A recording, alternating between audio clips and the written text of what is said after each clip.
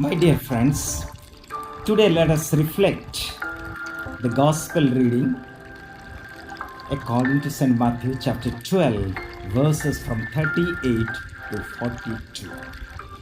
In this passage, Jews are asking our Lord to give them a sign. We all need signs and symbols in our life. We know if you read the Old Testament, we see how God gave Moses sign, rod as a sign to do miracles. And again, if we see how the Jewish people or the chosen people, when they made their journey in the desert, God gave them a sign in the desert, the manna. That was a sign for them, the God's presence. The same way, today's gospel, they are asking for sign.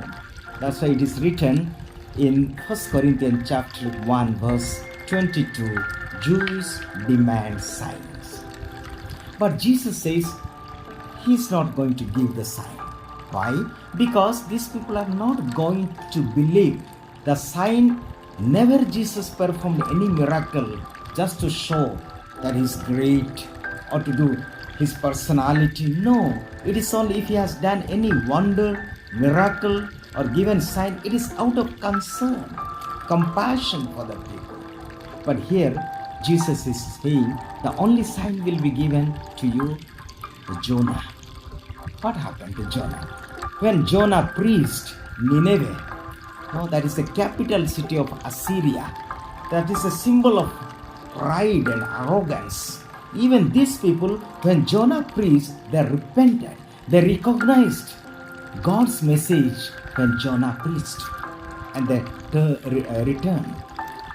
Same way, now God's wisdom is recognized in Solomon by the Queen of Sheba, came all the way. And therefore the Lord is saying, what is the sign? Jesus Himself is the sign of God's presence. Jesus Himself, His Paschal mystery, the death and resurrection is the greatest sign of God's presence. So Jesus Himself is a sign. Jesus is more than the Solomon's wisdom. And therefore, today, my dear friends, once when I was studying in Sambalpur, I had a good friendship with a sannyasi. One day he came to our seminary, and as we are going around, he was wondering, and he said, God's presence, God's presence. Yes, we can see. He said one thing in our process of a long conversation. He said, if we keep our eyes open and heart open, we can see God's presence every day in everywhere. God is revealing every moment. And He said, when we feel thirsty, when we take a glass of water, our thirst is satisfied. Is it not a miracle?